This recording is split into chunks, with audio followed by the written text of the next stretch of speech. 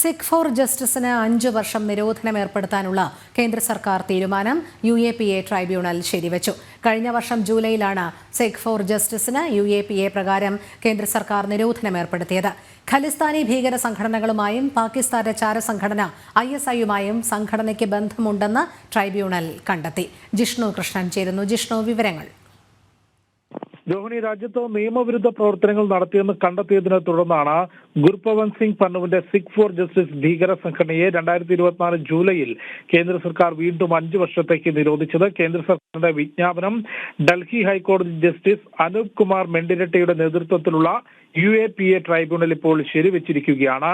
ഈ സംഘടനയെ നിരോധിച്ചുകൊണ്ടുള്ള റിപ്പോർട്ടിൽ യുവാക്കളെ ഭീകരവാദത്തിലേക്ക് റിക്രൂട്ട് ചെയ്യൽ, ആയുധക്കടത്ത്, അനധികൃത സാമ്പത്തിക സമാഹരണം, പ്രധാനമന്ത്രി, ആഭ്യന്തരമന്ത്രി തുടങ്ങിയവർക്കെതിരെയുള്ള വധഭീഷണി തുടങ്ങി ഗുരുതര കുറ്റകൃത്യങ്ങൾ സംഘടനയ്ക്കെതിരെ കേന്ദ്ര സർക്കാർ ചൂണ്ടിക്കാട്ടിയിരുന്നു. ഈ ആരോപണങ്ങളിൽ, ഈ ഗുരുതര കുറ്റകൃത്യങ്ങളിൽ വസ്തുതയുണ്ട് എന്നുള്ളതാണ് ഇപ്പോൾ ട്രൈബ്യൂണലും കണ്ടെത്തിയിട്ടുള്ളത്.